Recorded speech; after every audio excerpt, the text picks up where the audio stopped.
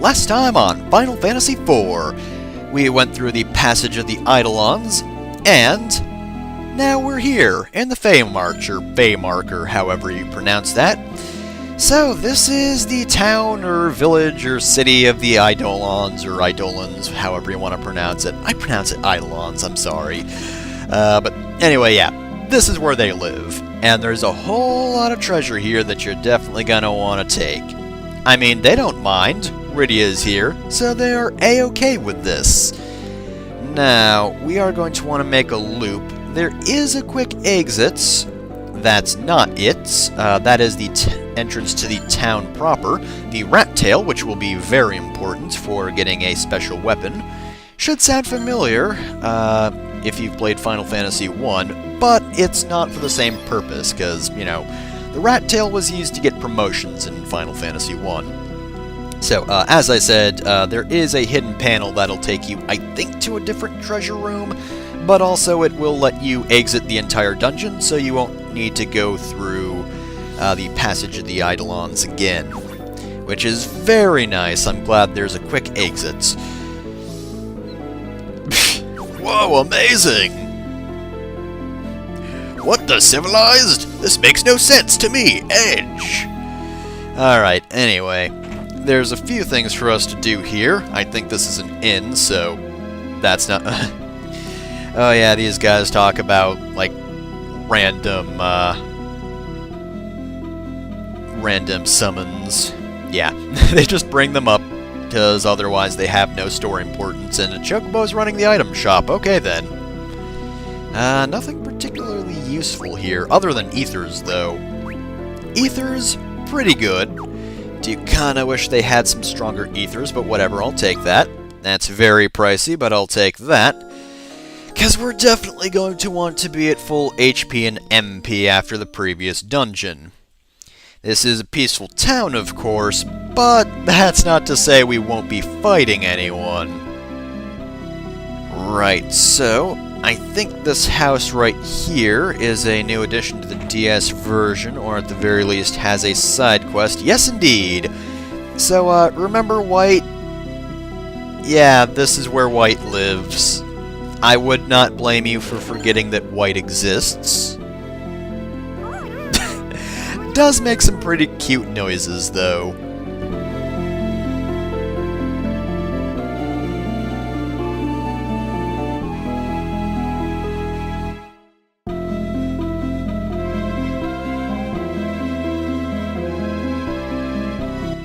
I guess. So yeah, there's a little extra backstory for ya. This is how all Eidolons start. Damn it, I can't keep consistent with my pronunciation. So, White's mother is, not looking too well. I'd say she's looking a little pale, but that may be in a little bit poor taste. So, this is kind of a side quest. I say kind of because you don't really have to do much that you wouldn't already do. You just have to remember to come back here later.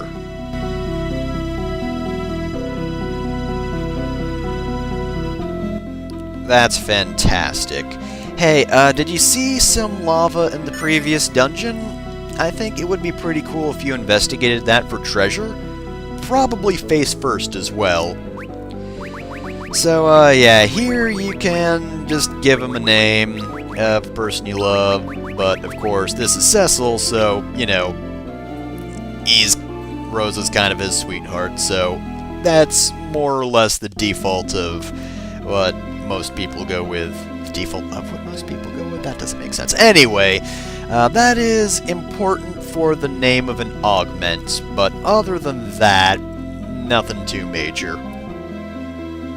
Alright, so what was I saying before? Oh yeah, there's a side quest involved with that, but it's not something you wouldn't do normally anyway, probably. You just have to remember to come back down here, and don't worry, I did actually remember to come back down here, eventually. I almost forgot, but I didn't. There is actually a special side quest you get in the iOS and Steam versions of the game that's not available in the DS version that replaces what you have to do here. Here, all you have to do is fight a certain boss. And the iOS and Steam versions, I think the gist of it is, at this point there are now random Eidolons scattered throughout the world that you have to find and talk to, and then they'll come back down here, and then once you've found all of them, you get the reward that you just normally get fairly easily here. So honestly, it's a few extra steps that feel really unnecessary and unfun, and I'm glad we don't have to deal with that. And we want an Aegis Shield, and oh man, we want a Luminous Robe, because Luminous Robe is really good for mages. Of course, we already picked one up from somewhere that I don't remember, but Rydia already has one. Anyway, though, yeah, some decent armor here, just not much in terms of variety. Blitz Whip is also a very good whip. It's got very similar stats to the original whip that she starts with, but it is better overall, so definitely go with that. Now, there's one building here we haven't explored. So, welcome to the tough part of the side quest, not the library part of it. Okay then, the library is easy, because you just have to read stuff. Okay, cool, that's great. This will mostly just describe the backstory of the Feymarch, as well as the various summons you can get throughout the game. It actually mentioned Chocobo, which we haven't really used because I don't find it too useful. This is very important because it will introduce the fact that there are some Eidolons that you don't start with. There are some random drop Eidolons that I might mention down the line. Like, you might get a special summon from goblins. That's honestly not too terribly useful, because it takes forever to find them. You pretty much have to grind, and eventually they'll drop a very low chance item that will allow you to get a goblin summon. I think there's like bombs and whatnot, but I don't care. Honestly, it's way too much to have to deal with. It is... oh, that's a hint. It's just not fun, and the reward isn't worthwhile. Twin Moons. Alright, so we got a hint for a certain boss, and there should be something else, I think. Not this bookshelf, I guess. Oh, Hollowed Father.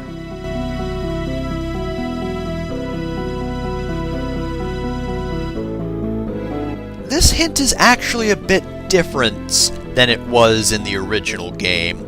In the original game, I believe you got a similar message to Asura, how you have to turn her own power against her. However, they changed it for the very specific reason of this one's more relevant. But we'll see why later. Yeah, you can't talk to the king. You're not fooling anyone, pal. Oh well, whatever. Let's talk to this lady first, because otherwise Grandpa King over there is just some random NPC. Yeah, right. Yeah, we can fight her. So, Asura. This is actually a fairly tough fight. She's got her angry face on, and she has her other faces prepared as well. She has 21,005 HP, 50 strength, 121 defense, and more importantly, the spells Protect, Kiraga, Counter, well, Counter's not a spell, it's a thing she does, and Raise. Raise isn't particularly useful. But yeah, Kiraga's a huge problem, because she can just use that, and then she will do a whole lot of healing to herself, and that will pretty much be guaranteed to take off whatever damage you do to her. I don't know why she does Raise, though. It's just a waste of a turn, and she's not dead, and even if she was, she wouldn't be using it anyway. So basically, the strategy here is to use Reflect on her, so she can't heal off her own damage. Now, I believe Reflect does wear off eventually, so you do have to pay attention to when she heals herself and when she doesn't heal herself. Because, I'll be completely honest, I didn't pay enough attention to when she healed herself in this fight. Consequently, this might take a little while. I'm also casting Blink because her physical strength is surprisingly, well, strong, I guess. You wouldn't expect the healer to be so damaging, but yeah, it will hurt quite a bit if she happens to use those swords on you. She doesn't do that too terribly often is the thing, but when she does, it will probably sting a fair amount. Now, I don't really have too terribly much to talk about here, because it is mostly just a battle of hitting her, and if she counters and attacks, you will eventually have to replenish your blink. And other than that, she doesn't have any particular weaknesses.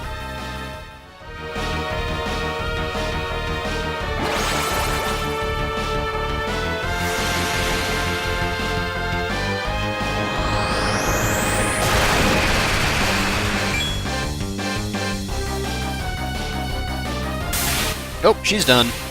Alright, so, we faced down Asura's Wrath, which wasn't really that wrathful. It was mostly just prolonging the fight, especially when I didn't notice she was healing herself. That was kind of dumb of me. Oh well. We damaged raced her eventually, so get a couple of level ups. No new spell. Alright, so those are some pretty decent level ups. And now that we're done with her, she will join us in battle. Well, not always, anyway. You can summon her now. She's not just the 6th party member that will just hang around. But yeah, now she is a summon you can use, and I'm going to heal up because I really should heal up. Because now, the king won't pretend he's just some rando old man anymore, even though Rydia knows him already, so I don't know why he thought that trick would work.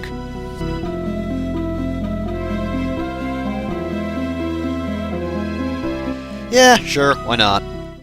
Alright, so, here's a battle we're going to want to end quickly. This is Leviathan. I won't describe his stats because, right off the bat... Oh, not immediately. Oh, there we go. Deluge! This is a water attack that does a massive amount of damage. We want to heal immediately. Honestly, I should have slowed Leviathan first, because he can use Deluge again. Oh, that's right, I used Spider Silk. Duh, that causes slow. Anyway, yeah. He can use Deluge whenever he wants.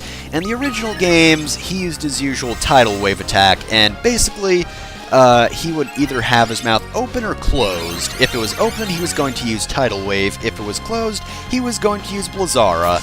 Here, though... yeah, he can just use Blizzara whenever he wants, or Deluge whenever he wants, and he can use both Blizzara and Blizzaga.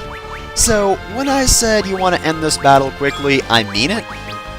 Now, thankfully, he is very weak to lightning, which is good because otherwise this would be a very tough fight, so you're either going to want to use Thundaga or, of course, our good old buddy, old pal, Ramuh.